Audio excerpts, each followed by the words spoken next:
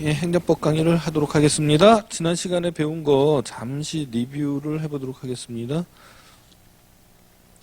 75페이지죠? 예, 75페이지. 사인의 공법행위가 사인의 공법행위에 대해서 지난 시간에 설명했는데 그 중에서 사인의 공법행위를 크게 나누면 두 가지라고 그랬잖아요. 사인의 공법행위가 그 자체로서 완결적인 어떤 법률적인 효과를 나타내는 거를 자기 완결적 행위라고 그랬고요. 사인의 공법 행위가 그 자체로는 법률 효과를 발생시키는 게 아니고 그 행정권의 공법 행위에 대한 요건이 되는 행위, 요건으로서의 행위를 가 있다고 그랬잖아요. 그것은 이제 행위 요건적 행위라고 그랬습니다. 행위 요건적 행위에 있어서는 이슈가 되는 게 마치 그 민법에서 의사표시 하자와 같이, 그죠? 의사표시 하자와 같이 이 신청이나 동의 같은 것에 의사표시 하자가 있다. 뭐 비진이 의사표시라든지 사기에 의한 의사표시라든지 아니면은 강박에 의한 의사표시라든지 이렇게 되면 어떻게 되느냐가 쟁점이었고요. 그거는 지난 시간에 했던 거고요. 지난 시간에는 이제 자기 완결적 행위, 자기 완결적 행위로서 가장 대표적인 게 신고예요. 신고. 신고의 시작은 그죠? 원래는 아무것도 할 필요가 없는데 신고를 하게 한 이유는 정보 제공 차원에서 하는 거라고 그랬죠.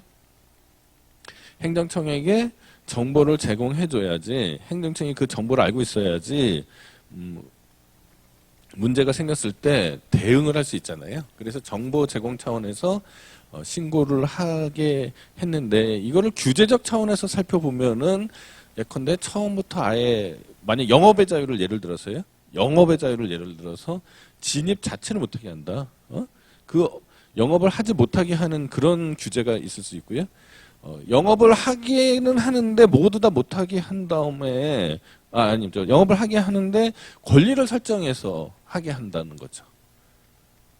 아니면 달리 얘기하면은 권리를 줄지 말지를 행정청이 이렇게 재량적으로 판단해서 그 영업을 하게 하는 방법이 있는 거고요. 그건 이제 특허제라고 얘기했잖아요. 허가제는 아무도 일단 못하게 한 다음에 그 허가의 요건을 갖추면 누구나 다 그것을 원래 그 기본권이었거든요. 영업의 자유라는 기본권을 누릴 수 있어야 되는 거잖아요. 예, 그렇게 하는 거니까 기속행위로서 이루어진다라고 얘기했잖아요. 그거는 이제 허가제라고 얘기했어요. 그리고 마지막으로 신고제입니다. 정보 제공 차원에서 그냥 신고만 하면 어떤 영업을 할 수 있게 한다든지 이런 경우를 지금 영업의 자유에 한정돼서 지금 설명드리는 거예요. 예, 그렇게 되면은 신고제로 운영한다. 예를 들어서 설명한 거예요. 그렇게 되면은 가장 규제가 완화된 형태의 이 제도가 신고제일 거 아니에요. 그러니까 근데 신고제로 운영을 하더라도 행정청에서 신고를 하게 되면 뭔가를 잘 받았다, 접수했다 이런 걸 해줘야 될 거 아닙니까? 예, 그거는 이제 수리라고 하는 거예요. 예, 신고와 수리가 되는 거죠. 그러니까 신고 때문에 이 사람은 어떠한 권리가 형성이 된 거지 수리 때문에 어떤 법률 효과가 발생하는 건 아니잖아요. 그래서 자기 완결적 행위라고 설명을 했던 거죠. 그죠? 예, 그러니까 신고만 해서 이 행정청에 도달만 하면 법률 효과가 발생하는 거죠. 예컨대 건축 신고를 했다. 건축 신고를 하기 위해서 적법한 요건을 갖춰서 서부구청에 접수를 했어요. 그러면 바로 건축할 권리가 생기는 것이지 수리를 했기 때문에 건축할 권리가 생기는 건 아니다라고 설명했잖아요. 그거를 수리를 요하지 않는 신고이고 우리가 생각하는 처음에 제도로서의 신고라고 하면 제도의 취지에 맞는 신고라고 하면은 수리를 요하지 않는 신고, 즉 자기완결적 신고를 생각을 했었겠지요. 했었는데 예컨대 지위승계의 신고라든지 아니면 뭐 등록제에 있어서의 신고라든지 이 경우를 한번 생각해 보시면 이거는 좀 아니다. 수리라는 것 때문에 효과가 발생해야 될 것 같다. 라는 것도 있는 거잖아요. 그러니까 말만 신고로 돼 있지. 형식만 신고제로 돼 있지 실제로는 그 수리 때문에 법률 효과가 발생해야 된다라고 설명해야 되는 경우가 있습니다. 그거를 수리를 요하는 신고고, 수리를 요하는 신고는 결국은 허가제하고 뭐 다른 게 없는 거잖아요. 그래서 뭐 완화된 허가제다 뭐 이런 식으로 설명도 하기도 하거든요. 근데 분명한 것은 원칙적인 모습은 수리를 요하지 않는 신고잖아요. 예. 근데 수리를 요하지 않는 신고하고 수리를 요하는 신고하고 그러면 어떻게 구별할 거냐? 뭐 명확한 규정이 없는 거죠. 명확한 규정이 없기 때문에 그동안의 판례는 대략의 경향성을 제가 설명을 해드렸었어요. 판례의 대략의 경향성을 설명했고 이러이러한 유형도 건축신고라든지 이런 거는 수리를 요하지 않는 신고라고 판례가 형성이 돼 있고 지휘승계 신고라든지 아니면 뭐 완화된 허가자로서의 신고 뭐 이런 것들은 수리를 요하는 신고다라고 판례가 형성이 돼 있다. 라고 설명했는데 판례가 일관성을 갖지 않는다라는 것도 설명을 했어요. 그죠? 판례가 어떤 뚜렷한 기준에 의해서 명확한 기준에 의해서 같은 유형의 사안에는 항상 수리를 요하는 신고, 그렇지 않은 경우는 수리를 요하지 않는 신고 이렇게 형성되어 있지 않습니다. 네?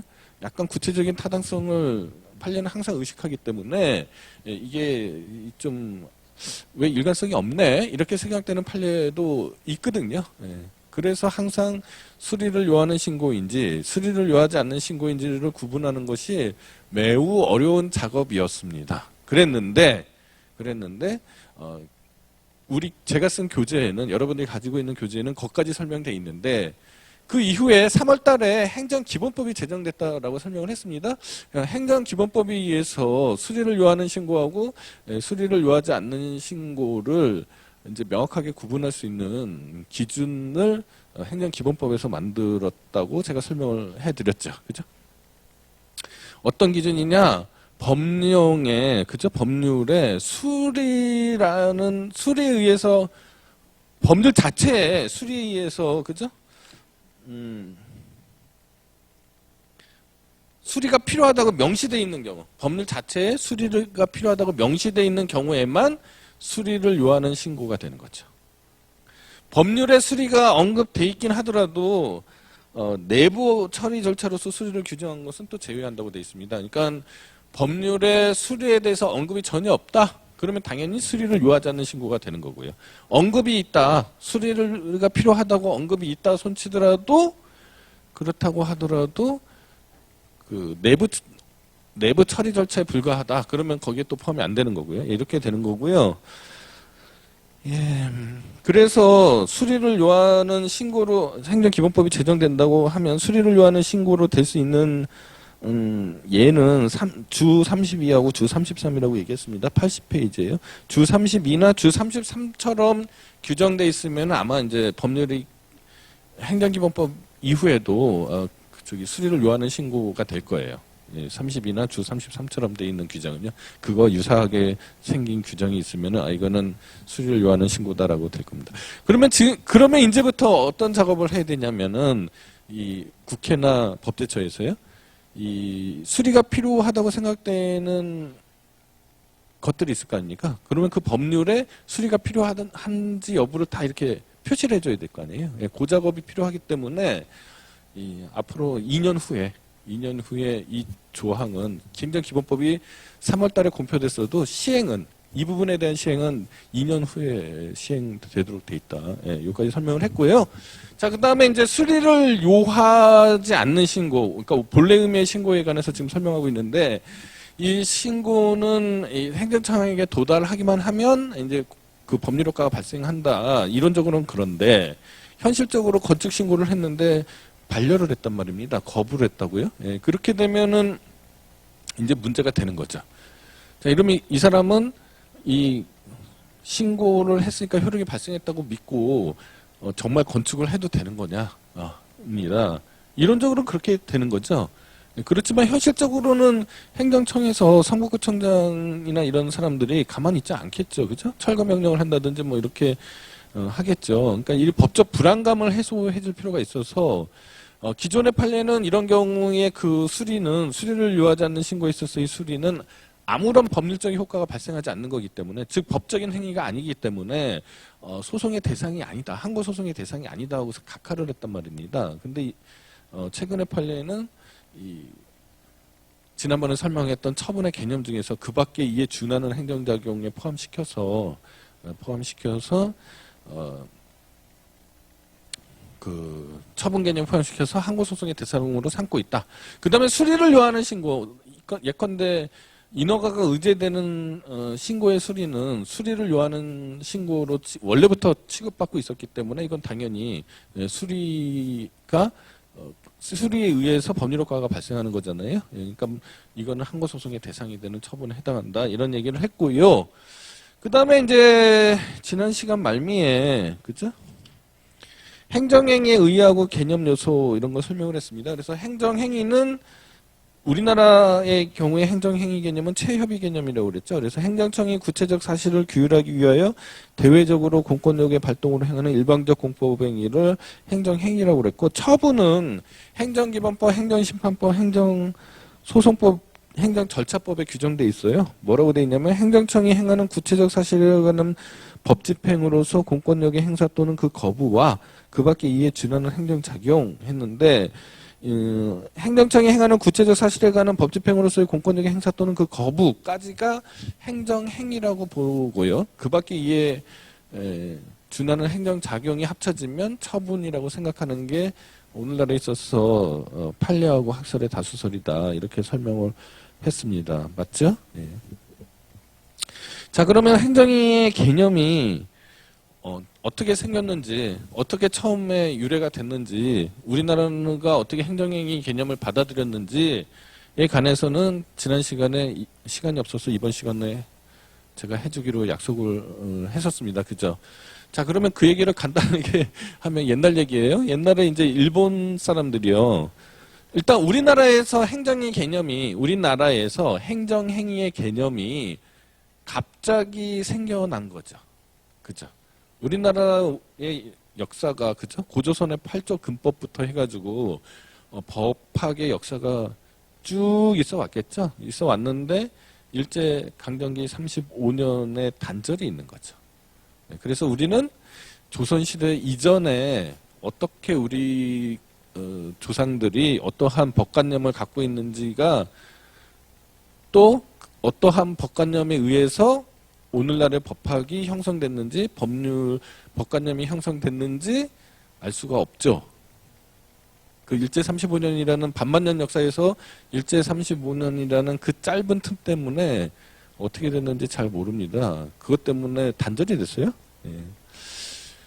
만약에 단절이 안 됐으면 아마 조선시대 때 했던 어떤 법학이라든지 조선시대의 어떤 법관념이 오늘날에 현대화돼서 이어져 왔겠죠. 근데 그렇게 되지 않았습니다. 일제강점기 35년 때문에 갑자기 단절이 되고, 갑자기 서양법이 우리나라 법에 본류가 돼버렸어요. 예, 그래서 서양법이 갑자기 수입이 돼서, 개수가 돼서 서양법에 의해서 오늘날의 법체계가 형성이 돼 있습니다. 이게 뭐 잘된 건지 잘못된 건지 잘 모르겠어요. 뭐 어떻게 보면 불행한 역사일 수도 있는 거죠. 예, 어쨌거나 하여간에 우리는 서양법이 어느 날 갑자기 개수가 돼서요. 우리나라 법체계가 조선시대 때까지의 법체계가 또는 법관념이 전부 잊혀지고 새로운 법체계로 완전히 탈바꿈하게 됐는데, 문제는 뭐냐면은 우리의 법체계가 우리가 원해서 그렇게 된 게 아니라는 겁니다. 예? 일본에 의해서 강제로 이식이 된 거죠. 개수는 했는데 자발적으로 개수한 게 아니라 그냥 이식이 돼버린 거죠. 예. 이식이 돼버린 거잖아요. 예. 그럼 일본은 그러니까 우리나라에서 법학을 하려면 어쩔 수 없이 일본의 법학이 어떻게 시작했는지를 또 알아봐야 돼요. 그죠? 예. 일본 애들은 그럼 어땠느냐? 일본 애들은 이제 메이지 유신이라는 게 있어요. 1868년에 막부 정권이 무너지고 메이지 정부, 신정부가 수립이 됐어요. 메이지 유신이라는 게 뭐 일본 사이에 여러분들 중에 오타쿠가 있을 수도 있죠. 일본 오타쿠들이 꽤 많더라고요. 특히 젊은 층에서. 그래서 일본의 역사에 대해서 잘 몰라요? 아니, 자네는 몰라도 다른 학생 중에 아는 사람이 있을 거 아니에요. 그죠? 오타쿠가 그렇게 대중적인 걸 오타쿠라고 하진 않잖아요. 소수 매니아들이 오타쿠니까. 그러니까 일본사나 아니면 일본 문화의 오타쿠들이 있더라고요, 간혹. 특히 젊은 친구들 중에서 일본 애니메이션을 좋아해가지고 그렇게 되는 수도 있고요. 뭐 나쁘게 생각하지 않아요. 나쁘게 생각하지 않아요. 우리나라 사람들이 일본 애니메이션을 보면서 일본 문화를 이해하고요. 우리나라 젊은이들이요.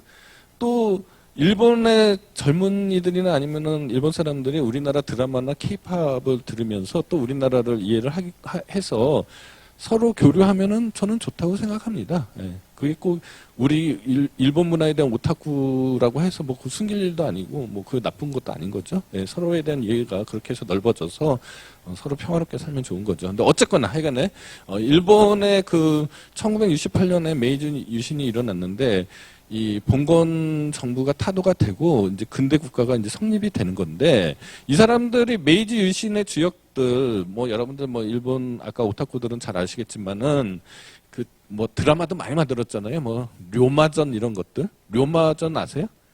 일본 드라마 좋아하시는 분들은 료마전 뭐 대하 드라마 료마전 보셨을 텐데 그 료마라는 사람 원래 일본의 메이지 정권을 세우는 데 있어서 지방 정부들이 연합해서 중앙정부인 막부를 무너뜨린 거거든요. 그러면 지방정부의 우두머리들이 어디 있냐면은 그 사초 동맹이라고 해서요. 조슈번하고요. 조슈번이 저 아베 정권, 아베라는 사람 있잖아요. 그 사람이 계속 국회의원, 대대로 국회의원 하는 그 동네가 있어요. 그게 옛날에 조슈라고 그랬어요. 그 다음에 지금으로 말하면은 가고시마라는 데가 있어요. 가고시마. 지금 가고시마 아시나요? 가고시마 프론티어라고 왜 축구팀도 있는데 그 큐슈의 가장 남단에 있는 현이 가고시마 현인데 요 두 현이 주축이 돼서 샷초 동맹이라고 형성하는데 원래 두 정권이 두 지방 정부가 이렇게 친한 게 아닌데 사카모토 료마라는 사람이 둘을 이제 전략적으로 이렇게 동맹을 맺게 해서 결국은 이제 힘을 받아서 막부 정권을 무너뜨리는 거거든요. 근데 그 사람들은 이제 처음에는 그 중앙 집권적인 사고, 그러니까 수구적인 사고를 했어요. 존황양이라고 해서, 그러니까 걔네 편으로는 천황이죠. 예, 천황을 이렇게 받들어서 중앙집권적인 국가, 중앙집권적인 근대 국가를 만들자는 게 이 사람들의 목표였습니다. 원래 봉건 정권은 막부 정권은 지방 분권적인 정권이었고 그 다음에 여러분들 고려 시대 때 무신 정권에 대해서 아시나요? 무신 정권은 우리는 짧았지만 일본은 그게 굉장히 오래간 거나 다름없는 건데요. 원래 왕이라는 게요. 제사장 플러스 지배자거든요. 왕이 제사장하고 지배자의 권력자의 권한을 같이 갖고 있는 거거든요, 왕이. 근데 이 우리나라 무신 정권의 경우에는 권력이 무신 정권에 넘어간 거죠. 왕은 허수아비고요. 마치 지금 우리로 치면 어떻게 입헌군주제 같은 거잖아요. 근데 일본은 이미 1380년대인가요? 그때 뭐 가마쿠라 막부가 형성되면서부터 막부 정권이라는 거는 이 권력을 가진 애들이 있잖아요. 그래서 천황은 굉장히 제사장이었어요. 그래서 실제로 그게 너무 오래되기 때문에 일반 국민들은 걔네 말로 천황, 텐노, 일본왕, 일왕이 있는지 없는지도 모르는 거죠. 그러고 이제 계속 살아왔던 거예요. 예, 그러다가 메이지 유신 때 비로소 다시 그 왕이 제사장의 역할만 하는 게 아니라 권력도 같이 갖게 되는 계기가 됩니다. 예? 양이라고 그랬거든요. 그래서 어쨌거나 하여간에 막부 정권이 무너지고 그 모토로서 존황양이 그러니까 중앙집권적인 근대 국가를 일본에서 성립을 하는데 얘네들이 그 일선이 있고요. 그러니까 선배 세대가 있고 그 후배 그룹들이 있겠죠. 네, 그 후배 이성 그룹 중에 실력자가 이토 히로부미예요. 여러분들이 잘 아시는. 예, 하여간에 메이지 정권이 형성이 됐는데 이 사람들이 먼저 어떤 제도를 다 생각하고 완비하고 난 다음에 유신을 일으킨 게 아니겠죠? 아니겠죠? 일단 무작정 유신부터 일으키고 정권부터 잡은 거지. 잡고 난 다음에 이제 그 새로운 일본을 만들어야 되는 거잖아요. 예, 헌법도 만들어야 되고 법학도 해야 되고 뭐 이런 거지 않습니까? 근데 이 사람들이 막부 정권을 무너뜨리면서 막부 정권을 무너뜨리는 이 첫 번째 동기가 뭐였냐면은 이게 서양하고 불평등 조약을 맺었다라는 거지. 비굴하게. 그러니까 그러고서 요놈들이 배워가지고 우리나라에서 강화도 조약을 맺은 거잖아요. 똑같은 방식으로 해서. 똑같아요. 지들도 강한 걸 배워가지고 우리나라에서 한 겁니다. 그 강화도 조약이라는 게. 그래서 하여간에 그 사람들의 목표가 뭐였냐면은 이 일본의 불평등 조약을 다 깨고 싶고 서양의 열강들이랑 대등한 관계에서 외교를 가지고 싶었어요. 그때 당시에 국제법은 국제질서하고 제국질서라는 게 있었어요. 그래서 국제질서는 대등한 열강들 사이의 관계를 국제질서라고 그러고 제국질서는 그냥 원숭이나 다름없는 거죠. 원숭이랑 관계를 맺는 걸 제국질서라고 그래요. 조금 말을 심하게 했는데 그때 당시에 아시겠지만은 뭐 박람회 이런 데 하면은 사람도 전시했어요. 인디언도 전시하고 황인종도 전시하고 뭐 흑인도 전시하고 그때 기록 한번 보세요. 그러니까 제국질서는 이거는 그냥 발견의 대상이지 이게 대등한 관계가 아닌 거예요. 그러니까 당시에 서양 열강들하고 일본은 제국질서가 아니고 국제질서가 아니고 그러니까 제국질서인 거죠. 그래서 이 막부 정권을 타도한 메이지 정부가 이 국제질서에 편입하고 싶었던 거예요. 그래서 몇 가지 이제 조건이 형성이 돼야 되는데 일단 힘이 있어야 되는 거죠. 산업혁명도 일어나고 이런 힘이 있어야 되는 거잖아요. 그런 것가 있어야 되고 그 다음에 해야 될 게 이 사람들이 어떤 생각을 했냐면은 서양 사람들한테 대등한 관계로 그러니까 불평등조약을 폐지하고 철폐하고 우리 다시 조약 맺자 그랬더니 그 사람들이 뭐라고 명목상으로 뭐라고 그랬냐면은 니네 법률을 우리가 어떻게 믿고 니네 법률은 너무 후진적이어서 봉건적인 법이잖아. 우리 재판제도도 완비돼 있지 않잖아. 근데 어떻게 니네랑 교육을 하면서 분쟁이 생기면은 니네 법원 가서 우리가 재판을 받냐? 못한다. 그러니까 핑계죠, 핑계. 그러니까 우리는 따로 재판할 거야. 그게 치해법권인 거잖아요. 그죠? 그래서 그 메이지 정부가 뭐 그 법을 현대화하는 거죠. 그 당시로서는요. 그죠? 그런 작업을 해요. 그래서 그 유학도 많이 가고 법도 많이 수입해 오는데 제일 먼저 법 제도나 법학을 수입한 나라가 어디였겠어요? 자, 우리나라 사람들이 지금 유학을 어디로 제일 많이 가요? 미국이죠. 뭐 생각해봐야 알아요? 다 알잖아요. 미국으로 제일 유학을 많이 가잖아요. 뭐 미국의 학문이 가장 우수해서 그러겠어요? 뭐 우수한 건 분명하지만 뭐 아주 뭐 가장 법학이나 이런 것들이 가장 우수해서 미국으로 유학 가는 건 아니잖아요. 1등 국가니까 가는 거잖아요. 넘버원이니까 가서 뭔가 좀 배울 게 있나 싶어서 가는 거잖아요. 왜 중국 가서 유학하고 와요? 중국에 뭐 배울 게 있다고? 걔네가 힘이 세니까 가서 뭔가 있는지 수입하려고 가는 거잖아요. 마찬가지죠. 그러니까 일본 당시 메이지 유신의 그 지역들이 유럽에서 가장 강대국에 갔겠죠. 가장 강대국이 영국과 프랑스잖아요. 그래서 처음에는 프랑스법을 많이 수입을 하려고 노력을 했어요. 민법부터 처음에는 프랑스 민법의 영향을 많이 받았거든요. 근데 프랑스나 영국은 자기네 나라하고 안 맞죠. 영국은 일단 왕의 허수아비인 거고, 그죠? 프랑스는 왕을 죽였잖아요. 그러니까 자기네는 왕을 중심으로 중앙집권 국가를 형성해서 빨리 성장해가지고 빨리 열강이 돼야 되는데 그렇게 하면은 안 되는 거죠. 그래서 가장 자기네들하고 잘 맞는 나라가 독일이었던 거예요.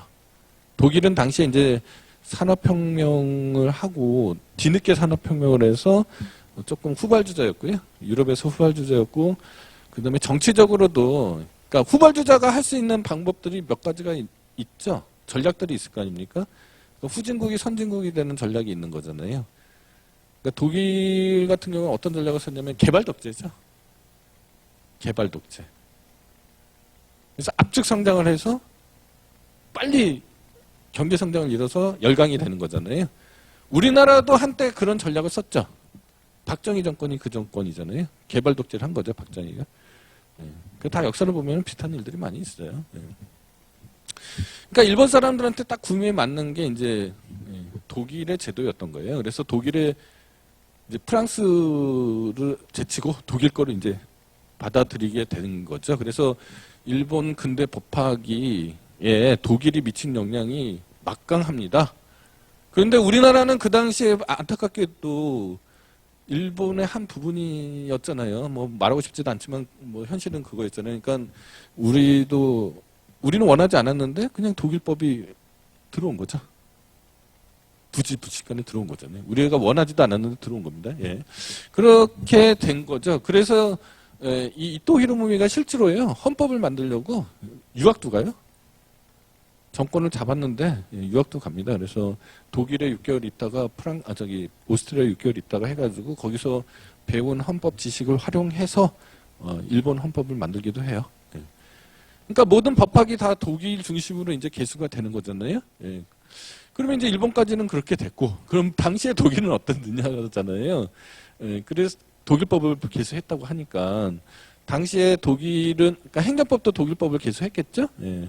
독일은 이 공법 분야가 그렇게 발달된 나라는 아닌 거죠. 왜냐면은 이 공법이야말로 그야말로 이 민주주의하고 밀접한 관련이 있는 거잖아요. 그러니까 그런데 그 당시에 행정법이 이제 나열식으로 그러니까 행정법이 오늘날처럼 여러분들 교재 보시면은 행정법 총론이 있는 거고, 그죠? 강론들이 있는 거잖아요. 지금은 그렇게 돼 있잖아요. 그래서 하나의 큰 체계가 형성돼 있잖아요. 예, 근데 당시에는 그러지 않았나 봐요. 예, 독일에서 행정법이 발달돼 있지도 않았고, 그래서 이렇게 나열식으로 뭐 경찰법, 무슨 법, 뭐 조세법 이런 식으로 나열식으로 돼 있는 거였지 하나의 체계를 이룬 행정법 체계는 아니었던 모양입니다. 예. 근데 그거를 이뤄낸 사람이 오토 마이어라는 사람이에요. 그래서 그 사람 보고 행정법의 아버지, 독일 행정법의 아버지 이렇게 부르는 거거든요. 그럼 그 오토 마이어가 원래는 어떤 사람이었냐면요. 오토 마이어가 그 쾰른 지방에서 살던 사람이에요. 쾰른 지방에서 쾰른 대학인가 어딘가 나와가지고 그 사법시험을 합격해서 변호사를 해야 되는데 이게 변호사를 해야 되는데 뭐 사람이 욕망이라는 게 그 돈을 많이 벌어야 되잖아요. 그러니까 변호사가 없는 지역을 가면은 또 빨리 돈을 벌 수 있을 거 아닙니까? 그죠? 그러니까 그 스트라스부르라는 데가 있었어요. 스트라스부르 아세요? 스트라스부르가 프랑스 땅이잖아요. 근데 이게 어느 날은 독일 땅이 됐다, 어느 날은 프랑스 땅이 됐다, 뭐 이른바 뭐 알자스 로렌 지방 뭐 해가지고 뭐 내일부터는 프랑스어를 버리고 독일말을 배워야 돼 하면서 뭐 하는 소설도 있잖아요. 교과서에 나오지 않아요? 마지막 수업인가 뭔가? 안 나와요? 안 배웠어요? 우리 땐 배웠는데 마지막 수업? 네. 배웠어요? 네. 그런 지방이잖아요. 네. 그 스트라스부르가 또 여러분들 선배들하고도 관계가 있어요. 그 서정원 선수 알아요? 서정원 선수? 국가대표 감독도 하고 국가대표도 하고 미국 올림픽에서 미국 월드컵에서 독일을 상대로 2골 넣고 막 몰라요? 여러분들의 선배인데 그 서정원 선수가 우리나라에서 그 유럽 일부 리그에 진출한 경우가 그렇게 많지 않잖아요. 근데 서정원 선수가 거기 초창기 멤버인데 그 FC 스트라스부르라는 데 입단을 했습니다. 그래서 뭐 최초가 두 번째인가 하여간 차범근이 있었군. 차범근 빼고 차범근도 여러분들 선배예요? 그죠? 고대 나왔잖아요. 예. 서정원 선수도 고대 나오고. 예. 그래가지고 차범근 이후에 오랜만에 이제 유럽에 진출을 해서 일부 리그에 프랑스 리그에 진출해서 각광을 받았는데 별로 그렇게 빛을 발하지 못하고 그냥 돌아왔어요. 근데 하여간에 서정 내가 누구라고 그랬지? 어? 서정범? 서정원, 갑자기 까먹었네. 서정원 선수가 유명한 선수였어요. 그 얘기 하려고 한 게 아니고, 이 스트라스부르라는 데가 이제 지금 프랑스잖아요. 예, 독일에 하는 데인데, 이 오토마이어라는 사람이 스트라스부르에 와서 돈을 많이 벌었어요. 변호사를 하면서. 그리고 이 사람이 이제 공부도 잘했으니까 유명해졌겠죠. 그래서 이분이 이제 스트라스부르 대학의 교수가 되고 싶었어요. 원래는 민법 교수가 됐었고 싶었어요. 민법 교수가 되려고 그랬는데 스트라스부르 대학에 있는 민법 교수가 약간 좀 배타적으로 해서 행정법 교수가 되는 걸 전제 조건으로 스트라스부르의 대학 교수가 됐습니다. 그래서 이 사람이 원래는 민법을 전공하고 싶었는데 느닷없이 이제 행정법 교수가 된 거죠. 행정법 교수가 됐는데 이 사람이 그러니까 당시 그 스트라스부르가 원래 프랑스 땅이었으니까 그죠? 프랑스법 전통이 강한 거 아닙니까? 그죠? 지금은 독일 땅이 그 당시로는 독일 땅이 됐었어도 그다음에 이분이 민법을 잘했으니까 민법적인 베이스가 있는 거잖아요. 예, 그래서 그 두 개가 합쳐진 결과가 독일 행정법이 만들어진 계기가 된 거예요. 그러니까 당시에 독일에서는 이 국가를 상대로 이렇게 소송을 한다든지 국가하고 대등하게 뭘 한다, 는 거를 상상을 잘 못했는데 프랑스는 그러고 있거든요. 그래서 이 사람이 그게 뭔가 이런 일이 있구나 하고서 연구를 시작을 한 겁니다. 그래서 이 국가작용에 대해서 그 상대방인 국민이 뭔가 소송도 할 수 있고 대등하게 참여도 하고 할 수 있는 그런 행정법을 만들어내자라는 게 이 사람의 이제 생각이었던 거고. 그래서 프랑스법이나 이런 것들을 이제 연구를 열심히 했는데 이 국가작용 중에서 모든 걸 다 그렇게 할 수는 없겠다. 모든 걸 다 그렇게 할 수는 없겠고 국가작용 중에서 요런 요소를 갖추고 있으면 그것은 그렇게 갖춰진 것은 국가를 상대로 소송도 할 수 있게 하자. 그리고 그 개념을 가지고 행정법 총론을 구성하자. 라고 생각한 거예요. 그 개념이 바로 행정행위라는 개념인 거죠. 그래서 이 사람이 행정행위라는 개념을 창안해내고 그 행정행위를 창안해낼 때 민법에서의 법률행위를 많이 응용을 하고 그다음 국가작용이잖아요. 국가작용이니까 국가작용 중에서 가장 엄격한 절차와 가장 엄격한 형식을 갖춘 국가작용이 뭐겠어요? 판결이죠. 네, 판결의 형식도 염두에 두고 국가작용이니까 해서 만들어낸 개념이 행정행위인 거예요. 즉 행정행위는 처음부터 뭘 생각하고서 행정행위를 만든 겁니까? 소송의 대상. 그렇죠? 행정행위가 소송의 대상인 거잖아요.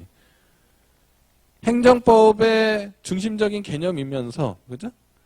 소송의 대상인 거죠. 여기까지 얘기가 됐습니까? 그래서 그 행정행위 개념을 아까도 얘기했듯이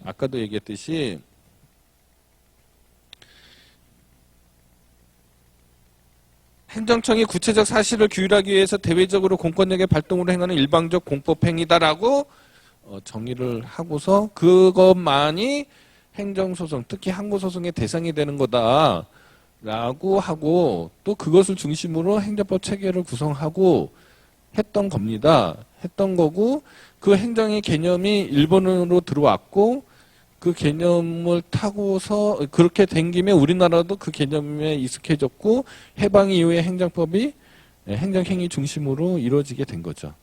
그래서 행정행위 아까도 내가 분명히 말씀드렸지만 행정행위는 소송의 전제가 되는 거잖아요. 항고소송의 전제가 되는 거잖아요. 대상이 되는 거잖아요.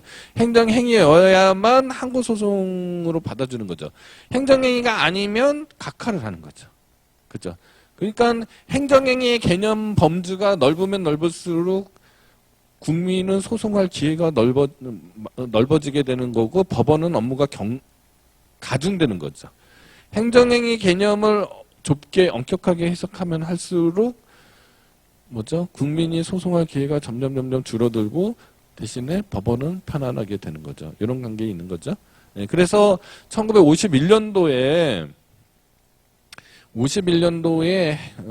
행정소송법이 제정이 됐는데 그때는 행정행위 개념이나 처분 개념이 제정 당시 행정소송법에 규정돼 있지 않았어요.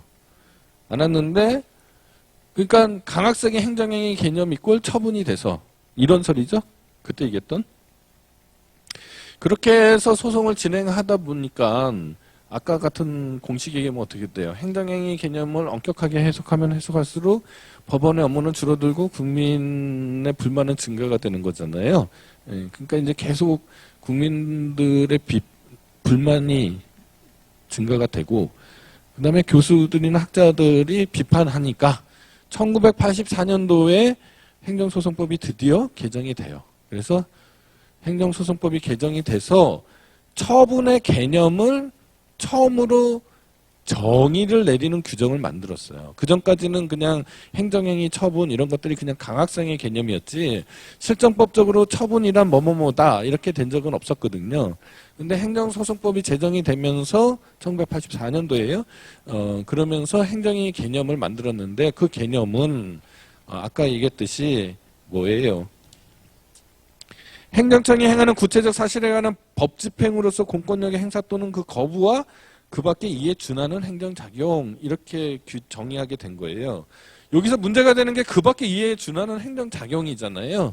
도대체 그 밖에 이에 준하는 행정작용이 뭐냐가 문제가 되는 거고 따라서 행정행위보다 넓으냐 이게 같은 거냐 이 논쟁의 대상인데 지금까지 역사적 경위에 대해서 제가 설명을 여러분들한테 들었잖아요.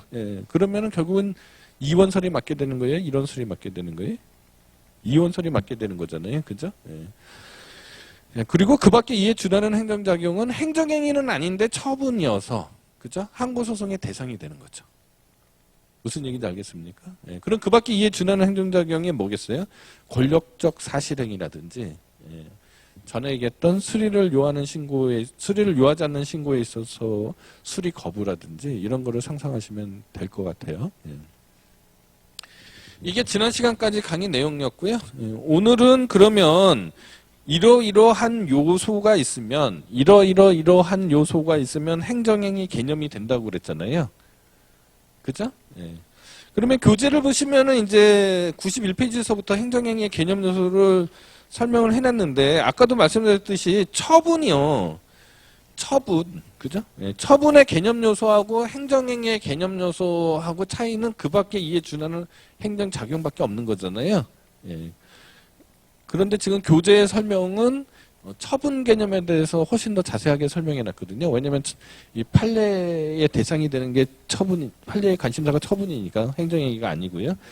그러니까 그쪽에 가서 설명을 해드릴게요. 그래서 교재 544페이지로 가셔요.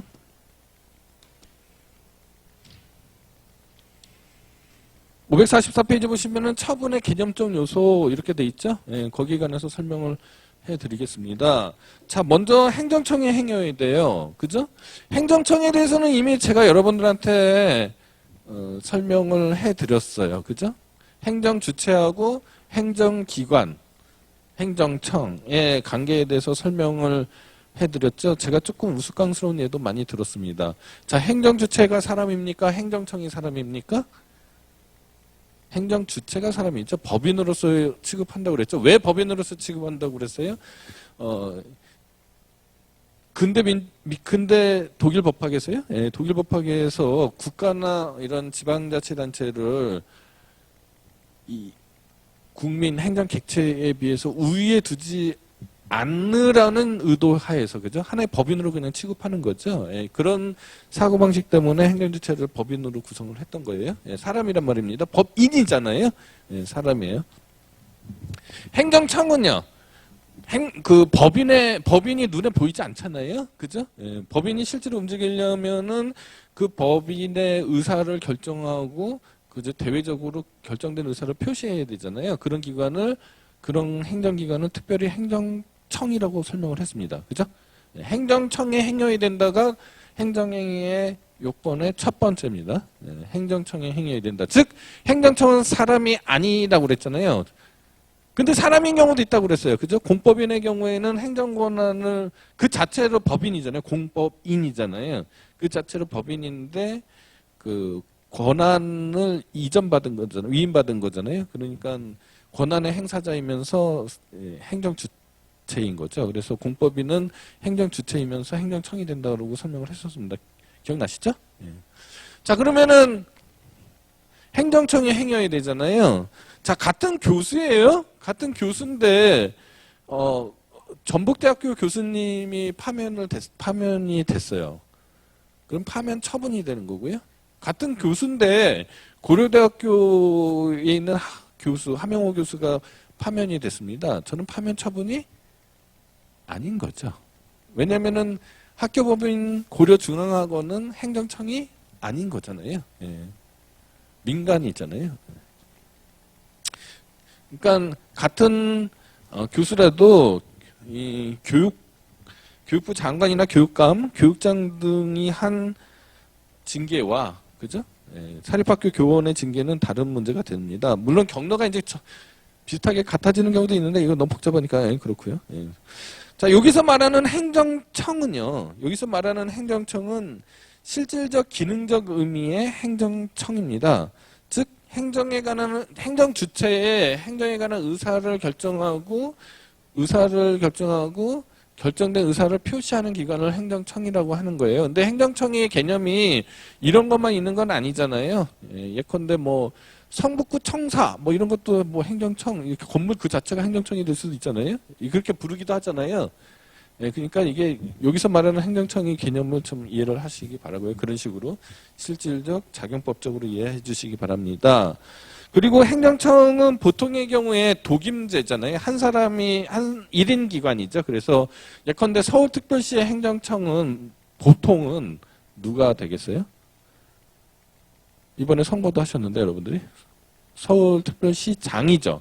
서울특별시에 2명이 아니죠. 1명이죠. 예. 이렇게 독임제. 그리고 국가의 경우에는 대한민국의 경우에는 장관, 무슨 장관 이렇게 되거든요. 근데 이 합의제 행정기관도 있어요. 그런 걸 이제 독임제 행정기관이라고 그러고요. 합의제 행정기관도 있습니다. 예컨대 공정거래위원회. 자, 공정거래위원회 위원장이 의사를 결정해요. 공정거래위원회가 의결을 통해서 의사를 결정해요. 위원회죠. 네. 위원회 조직은 그 자체가 위원장이 아니고요. 위원회 자체가 행정청이 되죠. 그런 걸 이제 합의제 행정청이라고 불러요. 예, 그렇게 나눠지고 공법인의 경우에는 아까 특별하게 말씀을 드렸습니다. 공법인은 그 행정 주체이면서 행정청이 되는 거죠. 예, 그런 설명을 했고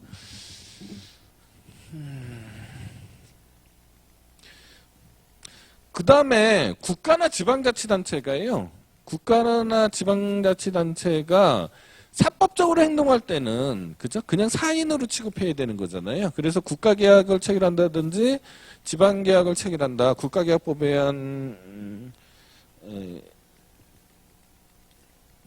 국가계약법에 의한 사법상의 계약을 체결한다. 예컨대 국가가 컴퓨터를 사서 공무원한테 지급을 했을 때 그 매매계약은 이름만 국가인 거지. 그죠? 예. 뭐 김갑동, 이율동하고 전혀 다른 사람이 아닌 거잖아요. 이렇게 행정주체가 사법적으로 행동할 때는 행정청의 행위라고 볼 수 없는 거죠. 그죠?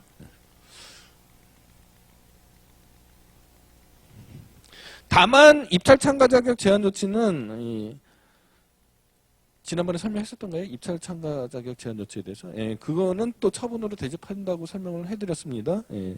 자, 두 번째 개념 요소. 첫 번째 개념 요소 행정청에 행해야 된다. 두 번째 개념 요소 공권력의 발동으로 행하는 일방적 공법행위다. 자, 일단 행정행위나 처분을 할 때 행정행위나 처분이라는 것은 일방적으로 지시하고 지휘하고 감독하는 거잖아요. 지휘하고 명령하는 체계잖아요.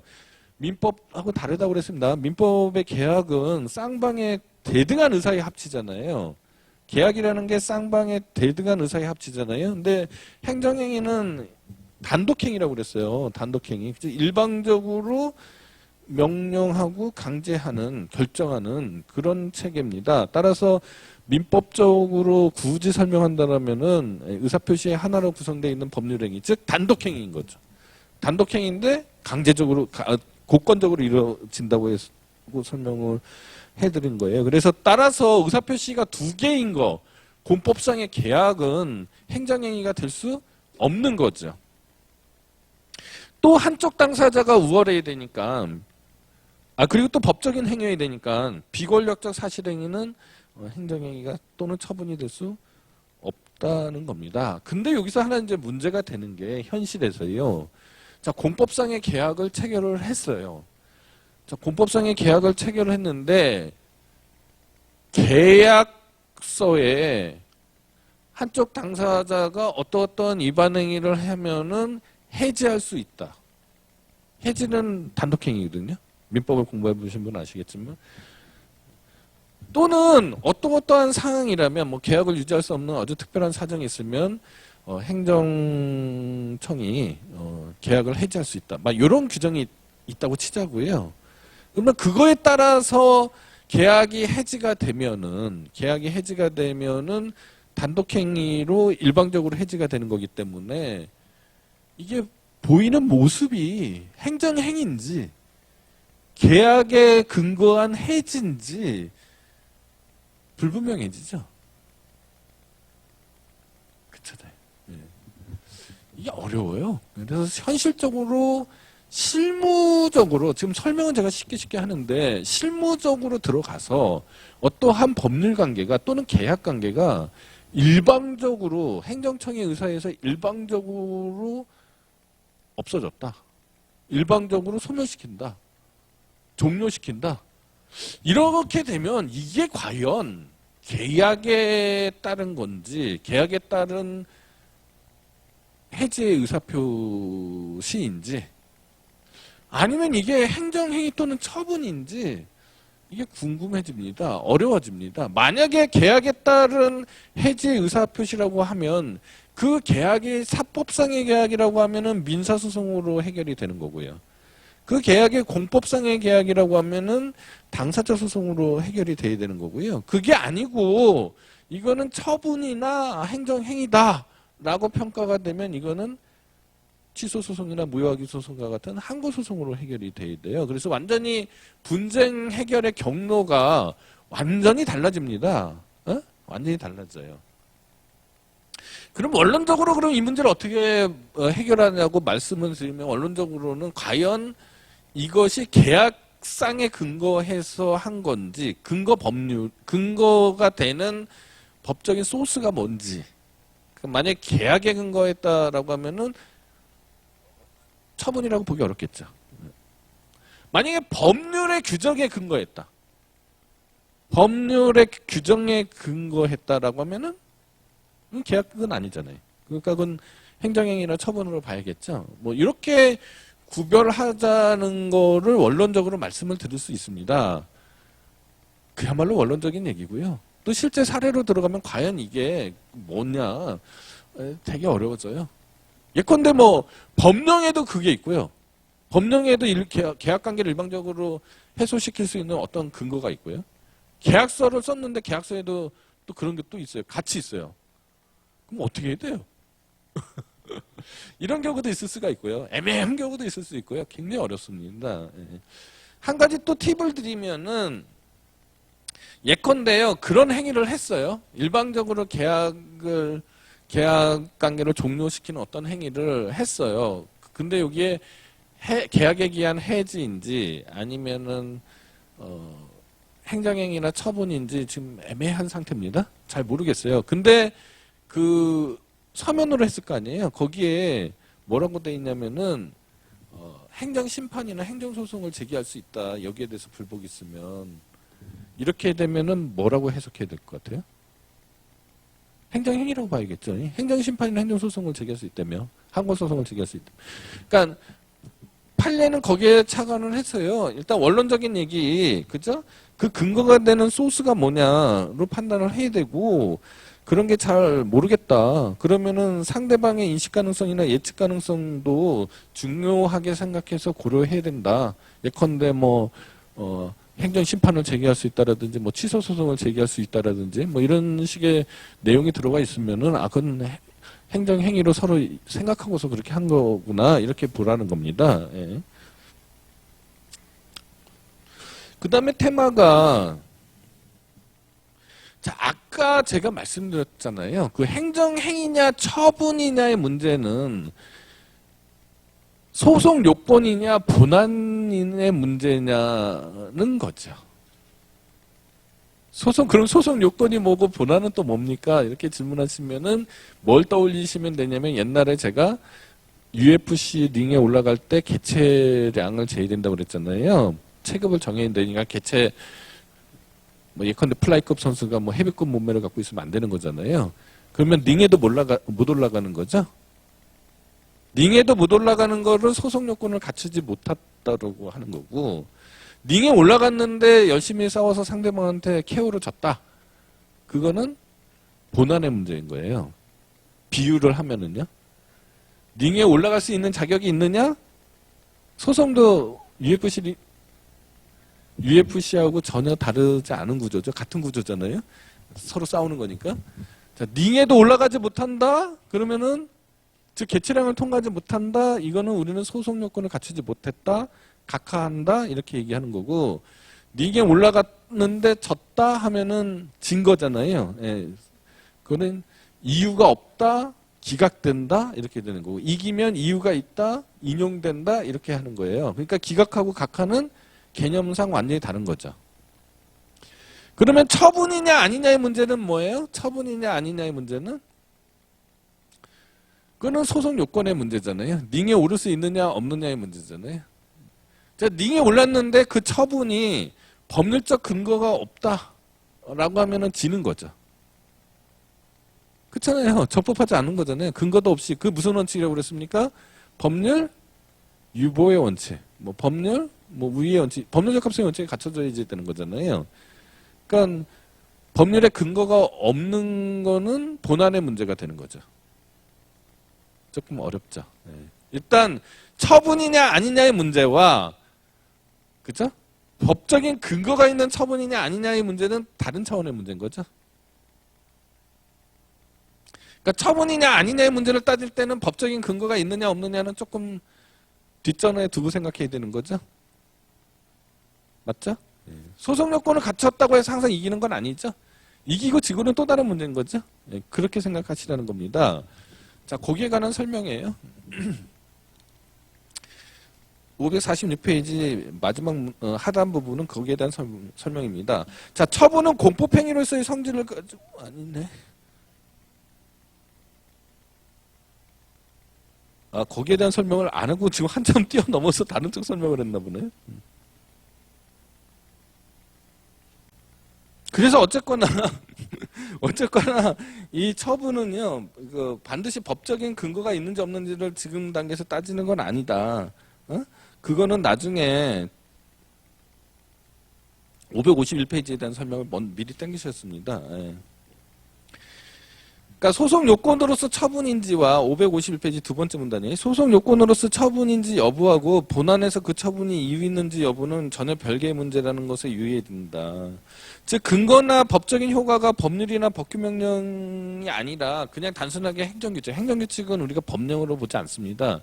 물론 이제 위임받은 행정규칙들이 있어요. 그런 거를 위임고시라고 하는데 그거는 법규명령적 행정규칙이라고 해가지고 또 다른 문제거든요. 그거는 이제 나중에 그 행정 입법 시간에 제가 다시 설명하도록 하겠습니다. 예, 그런 거를 사상시키고 행정규칙 그 자체는 단순한 행정규칙은 법령이 아니거든요. 따라서 법령에 근거해서 어떤 처분이 이루어졌다는 거죠. 행정규칙에 근거해서 그렇다고 하더라도 처분인 건 처분인 거죠. 그 처분이 이유가 있는지 없는지, 그 처분이 법적인 근거로 인정받아야 되는 건지 아닌지, 요거는 이제 별개의 문제라는 겁니다. 따라서 구체적인 케이스에서 한국 수력 원자력 주식회사가 자신이 만든 행정규칙인 공급자 관리 지침에 근거해서 공급업체에 행한 등록 취소 및 그에 따른 일정 기간의 거래 제한 조치도 처분이다. 그러니까 항고소송의 대상이 된다라는 겁니다. 이게 거기서 말하는 공급업체에 대한 등록 취소나 이게 법률의 규정이 없고 단순히 그냥 자기들이 만든 자체적인 행정규칙에만 있는 경우를 말씀드리는 거예요. 그 다음에 사법상 근거에 의해서 처분이 있을 수도 있는데요. 이게 뭐냐면은요. 그 조달 계약이라는 거 있잖아요. 그러니까 예컨대 국가계약법에 따라서 이 구매 계약을 체결한단 말입니다. 근데 지금은 다 이게 전산화가 돼서요. 이 나라장터라는 게 있어요. 그 나라장터라는 그러니까 뭐라고 생각하시면 G마켓 같은 게 있어요. G마켓이 뭔지 아시죠? G마켓 같은 게 나라장터라는 게 있는데 거기 나라장터에 등록된 업체만이 정부 조달 계약을 체결할 수가 있어요. 근데 어떤 정부 조달 업체가 나라장터에 등록된 그리고 거래도 나라장터에서만 해야 돼요. 그 국가나 지방자치단체의 구매 계약은 나라장터에서 하게 돼 있거든요. 사이버 공간에서 그 전산상으로 처리하게 돼 있는데 근데 그 나라장터에 등재된 어떤 A 업체라는 업체가 있다고 치자고요. A 업체가 그 나라장터에서를 통해서 뭐 성북구하고 뭐 컴퓨터 100대를 팔기로 하는 계약을 체결을 했어요. 근데 이 사람들이 불량품을 납품을 했습니다. 그러면 제재가 성북구에서 제재를 가하겠죠. 그렇지 않겠습니까? 근데 나라장터에 제재를 가하는 게 나라장터에 등재가 되면은요. 이 사람은 성북구의 계약관계만 있는데 이 사건 자체는요. 나라장터에 있는 국가나 각종 지방자치단체도 이 사람한테 거래 제한이 되는 효과가 생기는 거죠. 조금 상황이 이해가 되시나요? 그 주에 보면 아마 설명이 돼 있을 텐데 그러니까 이게 계약상으로는 계약이라는 건 뭐예요? 둘 사이에서만 효력이 미쳐지는 거잖아요. 근데 둘 사이의 거래 정제가 나라장터를 매개로 해서 전체 차원으로 국가 전체 차원으로 넘어가잖아요. 그러니까 둘 사이의 거래 정지에 대한 법적인 근거는 사법상의 계약이잖아요. 그런데 다른 기관에 대해서 다른 단체, 국가나 지방자치단체에까지 거래 제한 조치가 이루어지는 그거에 관한 근거 조항은 없는 거잖아요. 그 근거 조항 자체가 아예 없다고 봐도 되는 거죠. 이런 경우에도 일단 처분인 건 처분인 거죠. 이게 잘 됐느니 잘못됐느니는 다음 문제고요. 그 얘기를 하는 거예요. 처분으로서 항고소송의 대상이 된다라는 거고요. 그 다음에 이제 마지막 한 예는 이제 여러분들 선배 중에 경남도 지사를 하셨던 홍준표 지사가 있잖아요. 이분이 그 경상남도 지방의료원을 폐쇄를 했단 말입니다.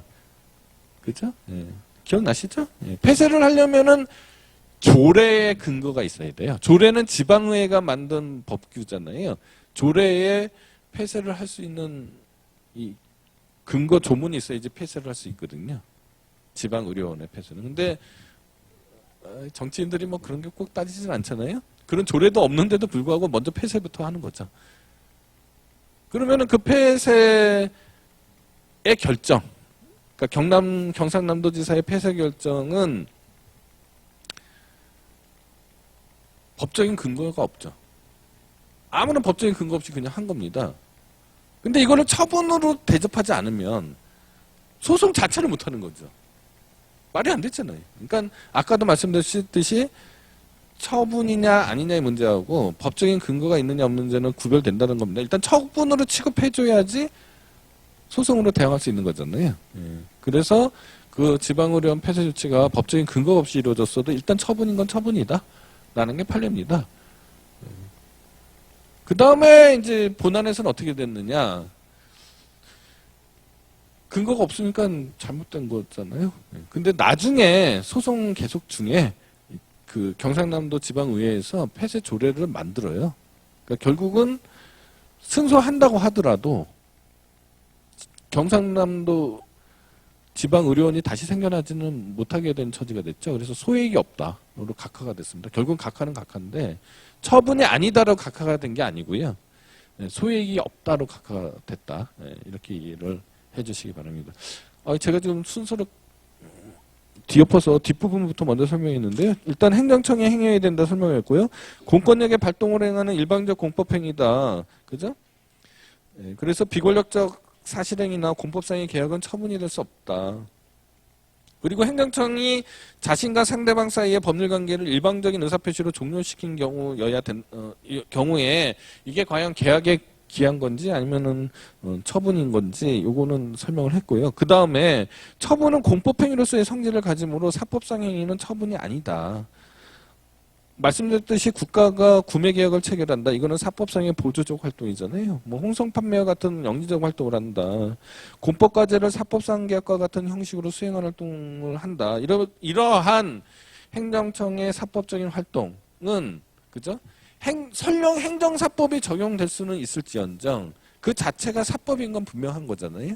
그래서 처분이 될 수 없다라는 겁니다.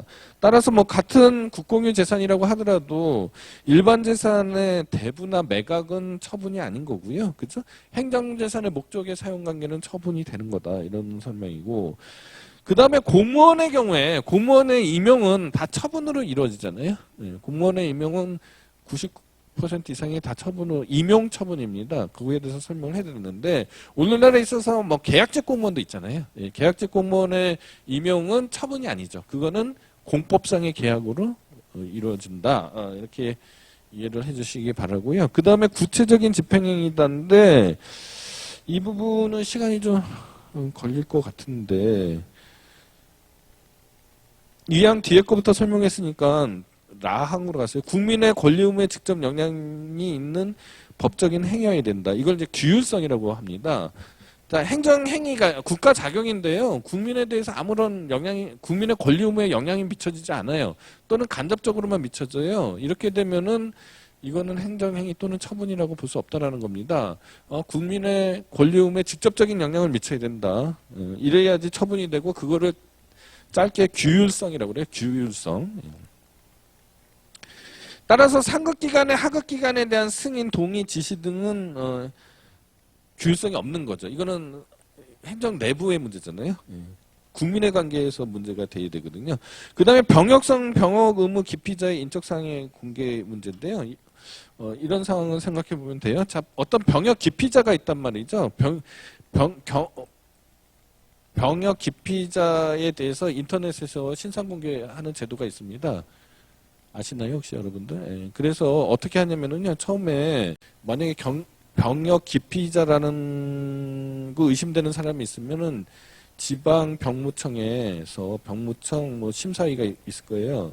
어떻게 돼 있나요?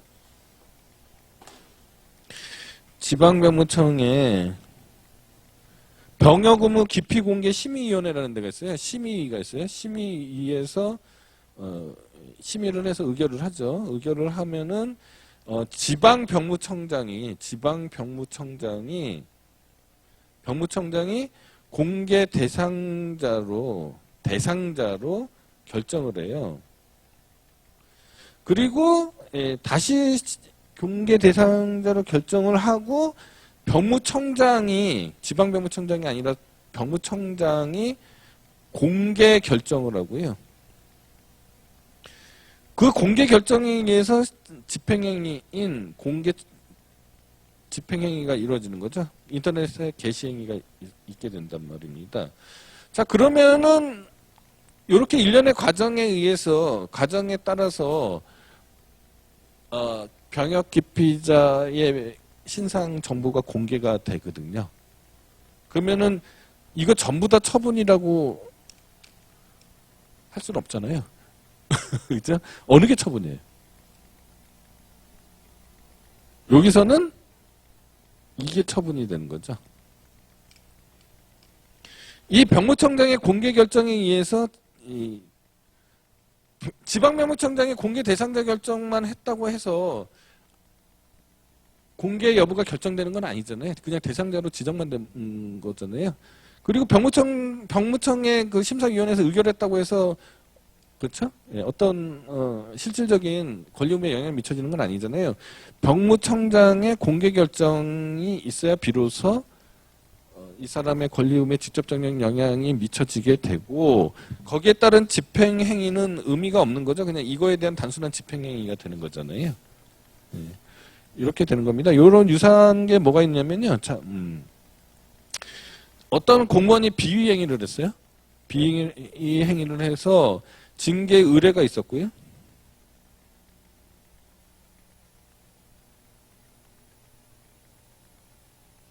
징계 의뢰가 있고요. 그 다음에 징계위원회 징계 의결이 있고요. 그 의결에 따라서 징계 정직 2개월 처분이 있었어요. 징계 처분이 있었던 거죠. 자, 어느 게 처분입니까? 이미 벌써 이름이 뭐 여기에 처분이라고 돼 있잖아요. 예. 이렇게 되는 거죠. 자, 징계 의뢰 상태에서요. 징계 의뢰 상태에서 이 사람이 실제로 징계 받은 거예요? 아니죠. 예. 징계 의결이 됐다고 해서 징계를 받은 것도 아닌 거잖아요. 실제로 정직 2개월 처분을 받아야지 되는 거잖아요. 따라서 이 일련의 과정 중에서 이게 처분이 되는 거죠. 그러니까 행정행위나 처분이요. 그냥 한꺼번에 아주 단순하게 이루어질 수도 있지만 그렇지 않은 경우가 많죠. 일련의 과정들을 거쳐서 어떤 처분을 받는 거잖아요. 어떤 불이익이 생기거나 뭐 권리가 생기거나 이렇게 되는 거잖아요. 그러면은 거기서 가장 결정적인 게 뭐냐?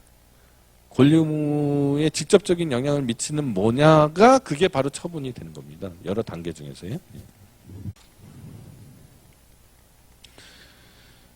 그리고 국민의 권리 의무에 영향이 없는 의견이나 알선, 권유, 행정지도 등은 처분이 아니다라고 설명을 했고, 그 다음에 소송 요건으로서 처분인지 여부하고 본안에서 처분이 이유 있는지 여부는 다른 문제다. 요까지 설명을 했습니다. 오늘은 요까지 하고요. 다음 수요일날 그 처분의 개념 요소 구체적 집행행위해야 된다. 그다음 오늘의 규율성 부분에 있어서 나머지 부분 또 설명을 해드리도록 하겠습니다. 오늘은 여기서 마치도록 하겠습니다.